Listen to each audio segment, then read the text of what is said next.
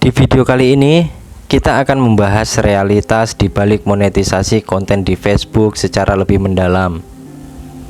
Banyak yang beranggapan bahwa sistem ini sangat menguntungkan bagi pembuat konten. Tapi apakah benar demikian? Mari kita bongkar faktanya dengan lebih kritis. Belakangan ini, beranda Facebook dipenuhi dengan unggahan pembuat konten yang membagikan tangkapan layar papan kendali penghasilan mereka. Sekilas, angka yang mereka tampilkan memang menggiurkan. Tapi apakah pendapatan tersebut benar-benar sebanding dengan usaha dan waktu yang telah mereka curahkan? Sayangnya ada banyak sisi tersembunyi yang tidak banyak dibahas. Monetisasi konten di Facebook saat ini menggabungkan beberapa sumber pendapatan seperti iklan dalam video, video pendek, dan hadiah. Sebelum sistem ini diterapkan, ketiga jenis monetisasi ini terpisah dan banyak pembuat konten yang merasa penghasilannya lebih besar saat sistem lama masih berjalan.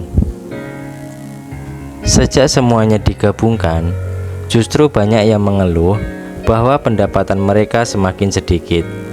Jika sistem ini benar-benar lebih menguntungkan, seharusnya tidak ada keluhan semacam ini, bukan? Facebook juga sering menekankan pentingnya konsistensi dalam mengunggah konten. Namun, apakah benar bahwa semakin sering mengunggah, semakin besar pula peluang mendapatkan pendapatan yang layak? Faktanya ada banyak pembuat konten besar yang hanya mengunggah beberapa kali dalam sebulan, tetapi tetap mendapatkan keterlibatan tinggi. Sebaliknya, banyak pembuat konten kecil yang berusaha mengunggah setiap hari, tetapi tidak mendapatkan hasil yang sepadan. Aturan Facebook tidak transparan dalam menentukan jangkauan alami, sehingga seringkali pembuat konten kecil hanya bekerja keras tanpa hasil yang nyata. Kemudian ada anggapan bahwa interaksi dengan penonton adalah kunci untuk sukses. Facebook mendorong pembuat konten agar membalas komentar, membangun komunitas, dan berusaha membuat konten yang menarik. Namun, apakah itu benar-benar berdampak besar? Banyak pembuat konten yang sudah berusaha melakukan semua hal ini, tetapi tetap mengalami penurunan keterlibatan. Ini menimbulkan pertanyaan, apakah interaksi benar-benar menjadi faktor utama atau hanya sekedar upaya Facebook untuk membuat pembuat konten lebih aktif tanpa jaminan keuntungan? Selanjutnya, mari kita bahas soal kualitas konten. Ada anggapan bahwa semakin bagus kualitas video dan suntingannya, semakin besar peluang untuk sukses. Namun, realitanya tidak selalu demikian. Tidak sedikit konten berkualitas rendah yang justru menyebar luas dan menghasilkan lebih banyak uang dibandingkan dengan konten yang diproduksi secara profesional. Ini membuktikan bahwa kualitas bukanlah satu-satu faktor yang menentukan keberhasilan di Facebook.